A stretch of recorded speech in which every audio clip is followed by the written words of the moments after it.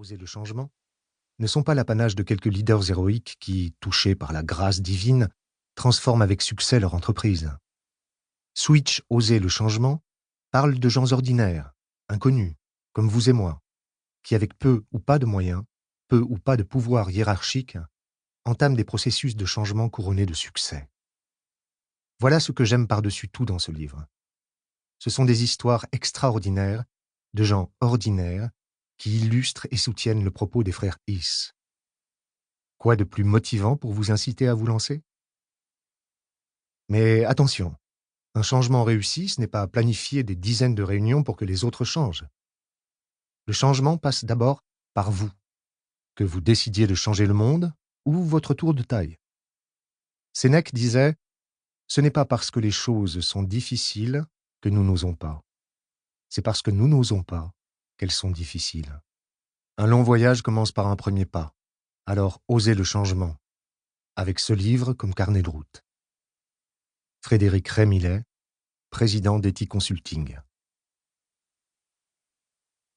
Introduction. 3 surprises à propos du changement. 1. Un problème de personne ou d'habitude se confond souvent avec un problème de situation. Un samedi de l'an 2000, dans un cinéma des environs de Chicago, un film d'action de Mel Gibson avait été projeté en tout début d'après-midi pour des spectateurs à qui l'on avait offert une boisson sans alcool et un gobelet de pop-corn. On leur avait simplement demandé en échange de bien vouloir rester après la projection pour répondre à quelques questions. Ces cinéphiles allaient, sans le savoir, participer à une étude sur l'irrationalité de leur comportement alimentaire. Le pop-corn qui leur avait été offert était un peu spécial. Il était de très mauvaise qualité. On avait même soigneusement veillé à ce que ce pop-corn soit particulièrement mauvais. On l'avait fait éclater 5 jours plus tôt, et il était tellement rassis qu'il grinçait sous la dent. Un des spectateurs allait d'ailleurs le comparer au polystyrène, et 2 autres, oubliant qu'ils l'avaient eu gratuitement, allaient exiger qu'on les rembourse. Certains avaient reçu un gobelet de taille moyenne, d'autres de grande taille, autant dire un véritable seau. Chaque personne avait reçu le sien, afin de ne pas avoir à le partager.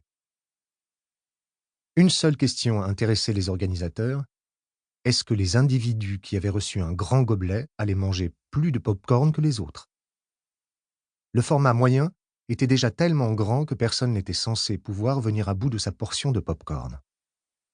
La question que se posaient les chercheurs était donc, en réalité, un peu plus précise. Un spectateur disposant d'une énorme ration inépuisable de pop-corn allait-il en consommer davantage qu'un spectateur disposant d'une ration inépuisable, mais plus petite? Les chercheurs avaient pesé les gobelets avant et après le film, afin de pouvoir mesurer avec précision la quantité de pop-corn ingurgitée par chaque spectateur. Les résultats ont été stupéfiants. Ceux qui avaient reçu des grands gobelets de pop-corn avaient mangé en moyenne 53% de plus que ceux qui avaient reçu des gobelets de taille moyenne. Ils avaient donc absorbé 173 calories de plus, et cela représentait à peu près 21 poignées de pop-corn supplémentaires.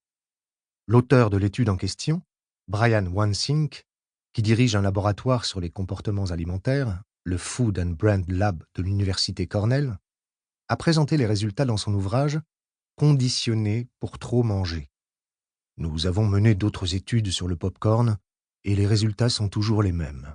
Quels que soient les détails que nous modifions, peu importe que nos spectateurs vivent en Pennsylvanie, dans l'Illinois ou dans l'Iowa, et peu importe le genre de film qu'ils regardent, toutes nos études aboutissent à la même conclusion.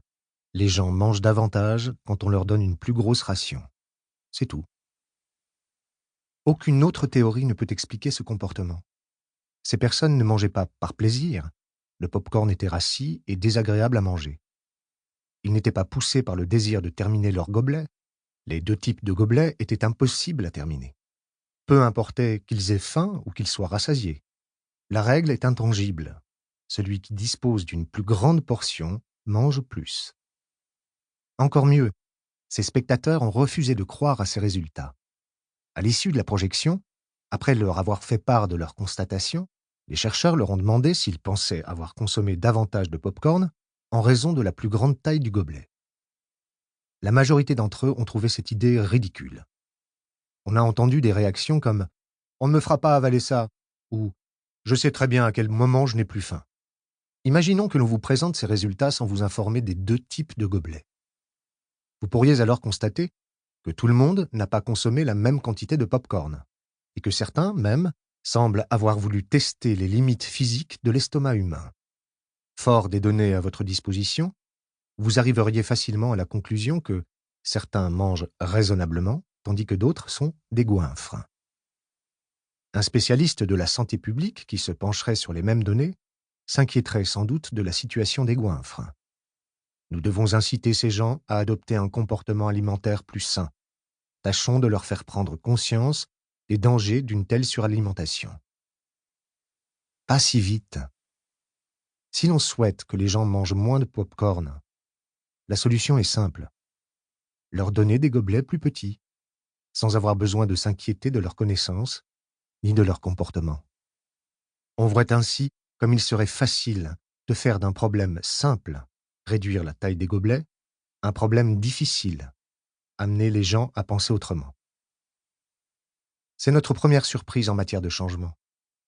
Ce qui semble un problème de personne ou d'habitude est souvent, en réalité, un problème de situation.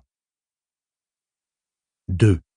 L'épuisement ressemble beaucoup à de la paresse. Ce livre a été écrit pour vous aider à réaliser des changements.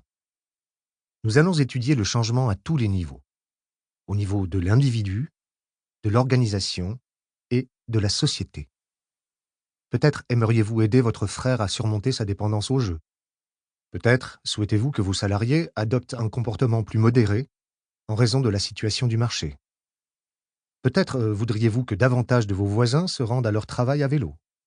Le plus souvent, de tels sujets sont abordés séparément.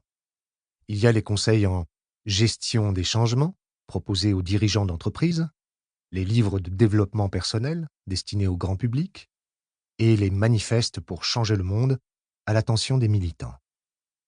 C'est regrettable, car les efforts pour réaliser un changement ont tous un point commun. Quel que soit le changement envisagé, il s'agit de commencer à agir différemment. Votre frère doit s'abstenir d'aller au casino et vos voisins doivent commencer à utiliser les transports en commun. En fin de compte, la question est toujours la même. Peut-on obtenir des gens qu'ils commencent à se comporter autrement? Nous anticipons votre objection. Les gens résistent au changement. Les choses ne sont pas aussi simples.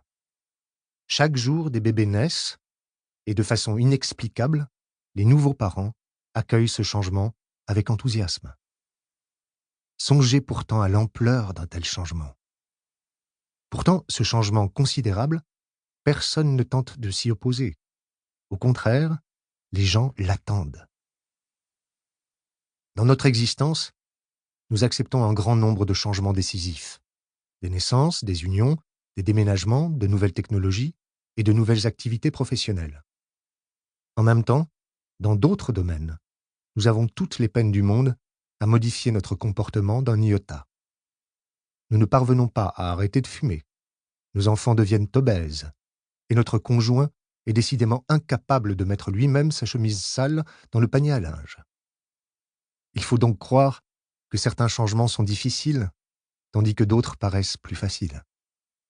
Qu'est-ce qui les différencie? Dans ce livre, nous expliquons que les changements qui réussissent ont une caractéristique commune. Ils impliquent 3 choses à la fois. Nous en avons déjà mentionné une. Pour changer le comportement de quelqu'un, il faut changer sa situation. Bien sûr, tout ne se résume pas à la situation. On peut envoyer un alcoolique dans un centre de désintoxication et son nouvel environnement l'aidera à changer d'habitude. Cependant, qu'arrivera-t-il lorsqu'il quittera le centre et cessera de subir cette influence? Vous assisterez peut-être à un développement de la productivité de vos commerciaux au moment où le directeur des ventes les surveillera de près. Mais que se passera-t-il ensuite quand la situation redeviendra normale? Le problème, c'est que le cœur et l'esprit sont souvent en désaccord, et ce désaccord est souvent extrême. Prenez par exemple le réveil cloqué.